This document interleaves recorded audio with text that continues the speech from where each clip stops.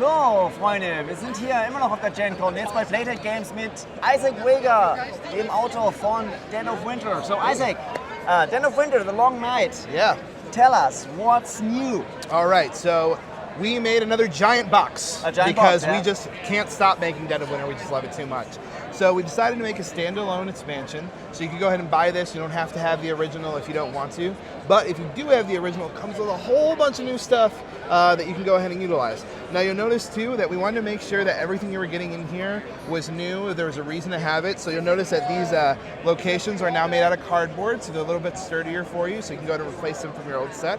You have 20 new characters in the game. You have 70 new Crossroads cards. All of the secret objectives and all of the different crisis cards are new as well. And so if you have the base game, you have like... yeah, you can go ahead and mix them together and add them into the game.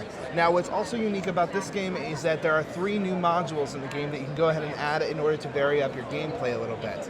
You'll notice that right here we have the improvements module. You can go ahead and spend improvement tokens in order to bring different improvements into your colony that make your colony better, kind of give everybody abilities, allow everybody to kind of defend against the zombie hordes, to go ahead and hoard up more food, do other interesting things. So there's 10 different improvements in the game that you'll be going ahead and seeing different ones every time you go ahead and utilize that module. We also have the Bandit Hideout module. You're going to be seeing different little bandits show up in the game. They're going to be taking out survivor slots, and they're going to be stealing item cards from locations and sending it over to their bandit location.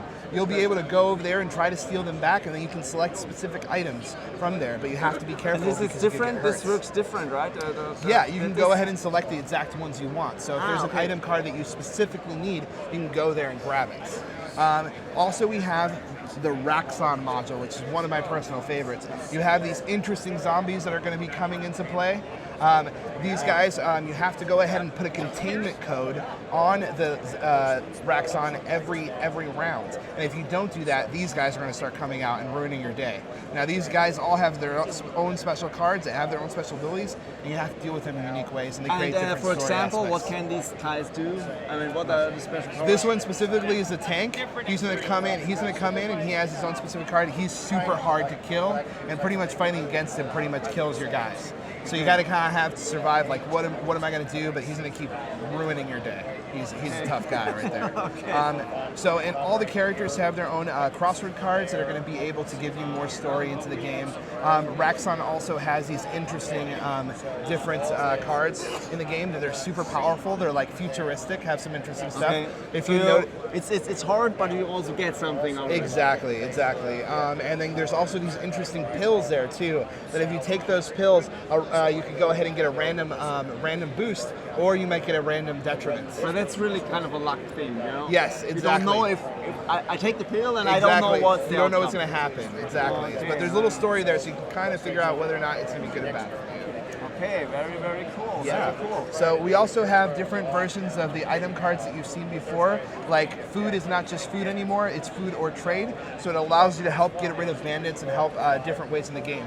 So we're not just including the same cards you've seen before, they have different additions to them as well. Very cool. And here stands, there's also some new announcement. Yes, we're announcing here Warring Colonies. We're hoping to have it up next year, summer 2017. Now what that's going to do is you can take both sets of Dead of Winter, grab up to 10 friends, have 5 at each location, and fight against each other.